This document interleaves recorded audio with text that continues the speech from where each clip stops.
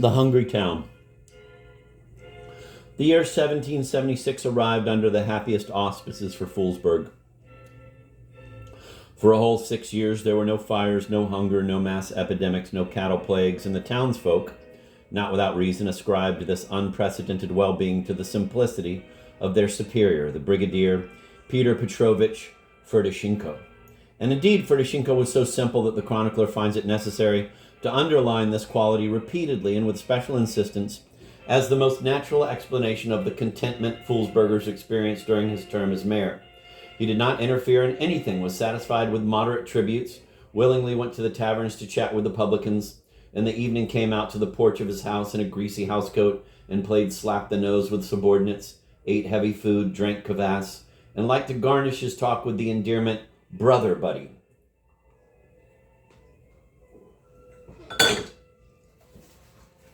So, brother buddy, now you'll get it, he would say to a townsman found at fault. Or, you, brother buddy, will have to sell your cow since paying arrears, brother buddy, is a sacred thing. Naturally, after the whimsical behavior of the Marquis de Sanglat, who flew about in the air in the town garden, the peaceful rule of the elderly brigadier had to seem prosperous and worthy of wonder. For the first time, the Foolsburgers breathed freely and realized that life without oppression was far better than life with oppression. Never mind that he doesn't have parades and go at us with regiments, they said. Instead, with him, the dear fellow, we can see the light of day. You go out the gate and can stay where you are, or you can go wherever you like. And before, God help us, all those rules we had. But in the 7th year of his governing, the devil got hold of Ferdishenko. This good-natured and somewhat lazy brigadier suddenly became active and extremely pushy. He threw off his greasy housecoat and walked around town in a uniform. He demanded that the townsfolk not gawk here and there, but keep both eyes open. And to crown it all, he got into a mess that could have ended very badly for him if, in a moment of extreme vexation, it had not occurred to the Foolsburgers, quote, "And what, dear brothers, if we get blamed for it?" End of quote. The thing was that at that time, by the exit from town in the dung suburb, there lived a tradesman's wife, Alina Osipovna, a woman of blossoming beauty. Apparently this woman represented the type of sweet Russian beauty which, at a glance, provokes in a man not the flame of passion, but the feeling that his whole being is slowly melting. Of medium height, she was full-bodied, white-skinned, and red-cheeked. Her big, slightly prominent eyes were something between shameless and shy. She had plump, cherry lips, thick, well-outlined eyebrows, a dark blonde braid down to her heels, and had a lovely gray ducky gait. Her husband, Dmitri Prokofiev, was a cabbie and a fitting match for her. Young, strong, and handsome. He wore a velveteen coat and a felt hat with colorful peacock feathers. Dmitri adored his Alinka, and Alinka adored her Mitka. They often went to the neighborhood tavern and happily sang songs there together. The Foolsburgers could not have enough of admiring their harmonious life. So they lived, whether a long time or short, until in the beginning of 1776, the tavern in which they so peacefully enjoyed their leisure time was visited by the brigadier.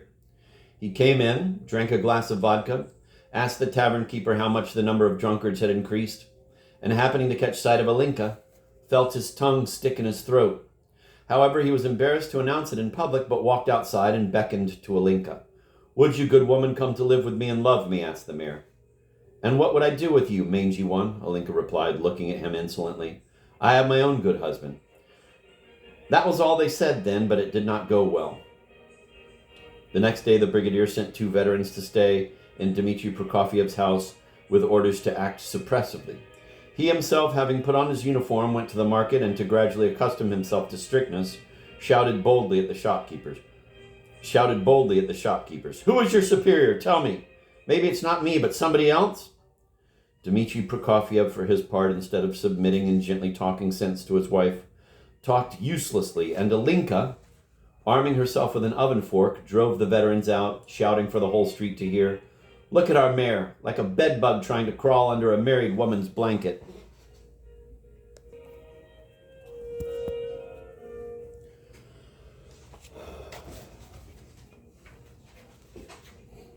Clearly, the brigadier was very upset when he learned about these words of praise, but since that was a liberal time and there was talk among the people of the advantages of the electoral principle, the old man was afraid to make personal use of his power. Gathering his favorite Foolsburgers, he gave them a brief account of the matter and demanded immediate punishment for the disobedient persons. "You, my old buddies, who can help me if not you?" he added liberally. As many strokes as you say, I accept it beforehand, because ours is a time when each gets his own, as long as it's a flogging. The favorite ones took counsel, clamored a bit, and came up with the following answer. As many as there are stars in the sky, so many strokes should your honor appoint to instruct each of these rogues. The brigadier started counting the stars, simpleton as he was, repeats the chronicler on this occasion. But having reached 100, he became confused and turned to his orderly for an explanation. The orderly replied that there was no end of stars in the sky. It appears that the brigadier must have been pleased with this answer, because when Alinka and Mitka went home after the flogging, they reeled as if drunk. Still, Alinka did not calm down even now, or, as the chronicler puts it, did not learn anything useful from the brigadier's treatment. On the contrary, she seemed to grow even more fierce, and proved it a week later, when the brigadier again came to the tavern and again beckoned to Alinka. So, stupid thing, have you thought better of it? He asked. You've really got it bad, you old cur. Didn't you have enough just looking at my shame? Snarled Alinka. Very well, said the brigadier. However, the old man's persistence made Alinka stop and think. Coming back home after this conversation, she was unable to do anything for a while and wandered about as if lost. Then she clung to Mitka and wept bitterly. Looks as if, like it or not, I'm going to be the brigadier's lover, she said, drenched in tears. Just go ahead, and I'll hurl your filthy scraps to the wind. Mitka gasped, and in a rage went to the stovetop to fetch his reins. Then suddenly changed his mind, shook all over, collapsed on the bench, and howled. He shouted as loudly as he could, but what he was shouting about was impossible to tell. One could see only that the man was rebelling. The brigadier learned that Mitka was of a mind to rebel and was twice as upset as before. The rebel was put in fetters and taken to jail. Alinka rushed like a mad woman to the brigadier's place, but could not say anything sensible, and only tore her seraphim and shouted indecently, Here, cur, gobble, gobble, gobble. Astonishingly, the brigadier not only was not offended by these words, but on the contrary, before seeing anything, he made Alinka the present of a fancy gingerbread and a jar of pomade. Seeing these gifts, Alinka was taken aback. She did not shout, but only sniffed softly. Then the brigadier had his new uniform brought, put it on, and showed himself to Alinka in all his glory. Just then the old brigadier's housekeeper ran out and began to admonish Alinka.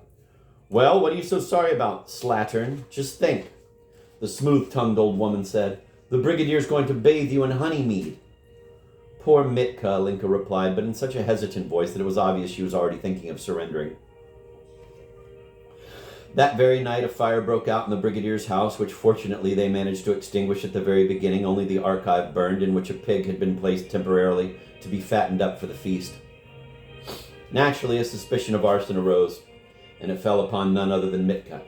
It was learned that Mitka had gotten the jail guards drunk and had gone off during the night, no one knew where. The criminal was caught and subjected to enhanced interrogation, but being an inveterate robber and villain, he denied everything. I know nothing about it, he said.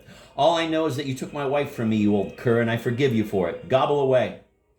Nevertheless, they did not believe Mitka's words, and since the case was an urgent one, a simplified procedure was carried out. A month later, Mitka was beaten with a knout on the square, branded and sent to Siberia along with real thieves and robbers. The brigadier triumphed. Alinka quietly sobbed. However, this business took its toll on the Foolsburgers. As it happens, the brigadier's sins affected them first of all. Everything in Foolsburg now changed. The brigadier in full uniform ran around the shops every morning and kept snatching. Even Alinka began to snatch in passing, and suddenly, just like that, started demanding that she be considered not a cabbie's wife, but a priest's daughter. That was not all. Nature itself ceased to be benevolent toward the Foolsburgers. This new Jezebel, the chronicler says of Alinka, brought drought upon our town. Since the day of the spring feast of St. Nicholas, from the time when the river's water level lowers, and up till St. Elijah's Day, not a drop of water fell. The old-timers did not remember anything like it, and not without grounds ascribed this phenomenon to the brigadier's falling into sin. The sky was torrid and poured scorching heat on everything alive. The air was as if trembling and smelled of burning. The soil cracked and became hard as stone, making it impossible to till it with either plow or spade. Herbs and sprouting vegetables faded. The rye bloomed and went into ear unusually early, but was so sparse and the grains were so small that there was no hope of gathering enough even for seed. The spring crops did not sprout at all, and the sown fields stood black as pitch, aggrieving the eyes of the townsfolk with their hopeless nakedness. Even the goosefoot did not grow. The livestock rushed about, lowing and mooing. Finding no food in the fields, they ran to the town and filled the streets. The people looked wretched, as if pinched, and walked about downcast. Only the potters were glad of the good weather. But they soon changed their minds once they could see that there were many pots, but nothing to cook in them. However, unable to perceive the whole depth of the disaster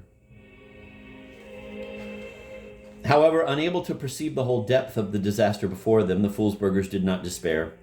As long as the previous year's supplies lasted, many, out of light-mindedness, ate, drank, and banqueted as if there were no end to the supplies. The brigadier walked about town in his uniform, ordering very strictly that people who had a dejected look be taken to the police station and turned over to him. To cheer people up, he charged the tax farmer with organizing a picnic with fireworks in the suburban park. The picnic took place, the fireworks were fired off, but that, quote, did not provide the populace with food, end of quote. Then the brigadier summoned, quote, the favorite ones, end of quote, and told them to go and cheer the people up. The favorite ones went about the neighborhoods, not passing by a single dejected one without cheering him up.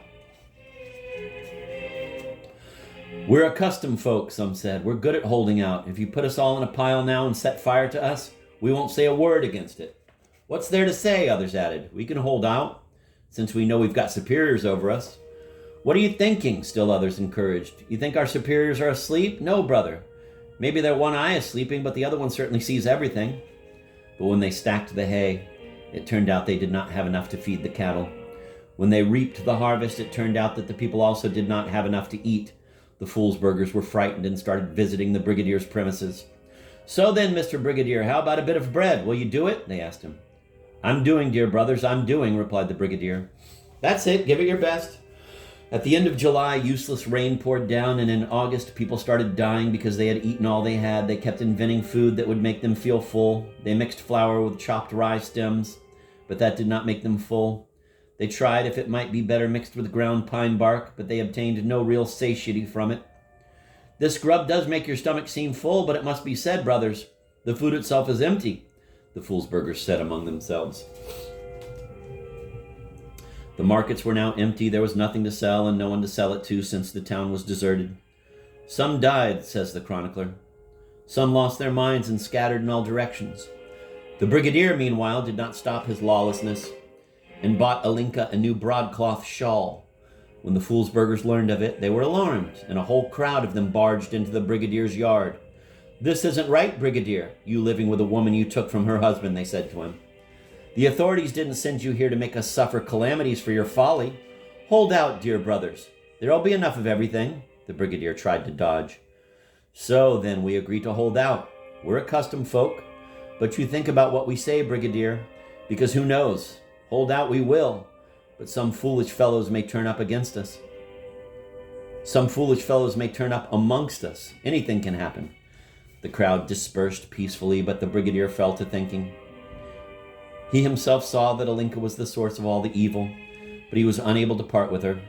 He sent for the priest, hoping to find consolation in talking with him, but the priest upset him still more by telling the story of Ahab and Jezebel. And until the dogs tore her to pieces, all the people kept dying. The priest concluded his story. Come on, father, I can't give Alinka to the dogs, said the frightened brigadier. I don't mean that, the priest explained, though it won't hurt to think about the following.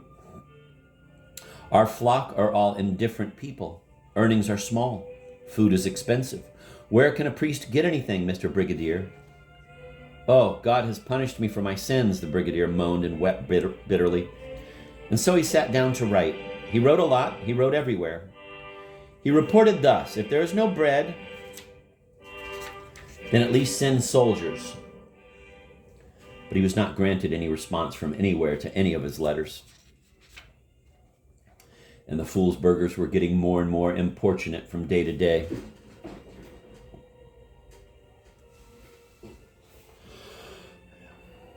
Well, Brigadier, have you received an answer? They asked him with unheard of insolence. I haven't, brothers dear, answered the brigadier. The Foolsburgers looked him in the eye in their absurd way and wagged their heads. You're mangy, that's what, they reproached him. That's why they don't reply to you, vermin that you are. You're not worthy. In short, the questions of the Foolsburgers were becoming ticklish as could be. There comes a moment when the belly begins to speak and all reasoning and subterfuge are powerless. True, I'll get nowhere with these folks by persuasion, the brigadier reflected.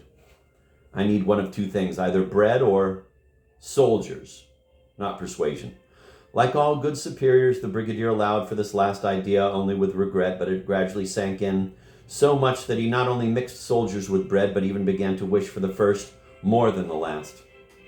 The brigadier would get up early in the morning, sit down by the window, and listen. Wouldn't the sound come from somewhere? Rooty toot, rooty toot.